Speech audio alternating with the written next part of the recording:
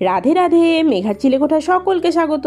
কদিন ধরে ঠান্ডাটা কিন্তু অনেকটাই কম, আর গোটা শীতে সেই ফুলকপি বাঁধাকপিতে মুখে ধরিয়েছে জং। মন বলছে এবার একটু স্বাদ বদলের প্রয়োজন, তাই আজকের রেসিপি গোবিন্দভোগ এঁচোড়।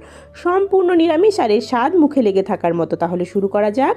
এঁচোড় আলুগুলো ডুমো ডুমো করে কেটে ধুয়ে নেব। আমি প্রেশার কুকারে একটু নুন হলুদ দিয়ে এঁচোড়টাতে 2টো সিটি দিয়ে নিয়েছি। এতে এঁচোড়টা একটু নরম হয়, খেতে ভালো লাগে। এবার কিছু মশলার উপকরণ তৈরি করে নেব।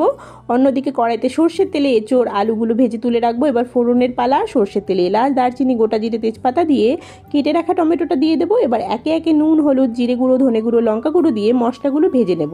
এবার দিয়ে দেবো আগে থেকে বেটে রাখা আদা, কাঁচা লঙ্কা, কাজু ও চারমগজ। মশলা ভাজতে ভাজতে তেল ছেড়ে এলে ভেজে রাখা এঁচোড় আলুগুলো দিয়ে কিছুক্ষণ ঢেকে ঢেকে ভালো করে কষিয়ে নেব। কষানো হয়ে গেলে পরিমাণ মতো জল দিয়ে দেবো।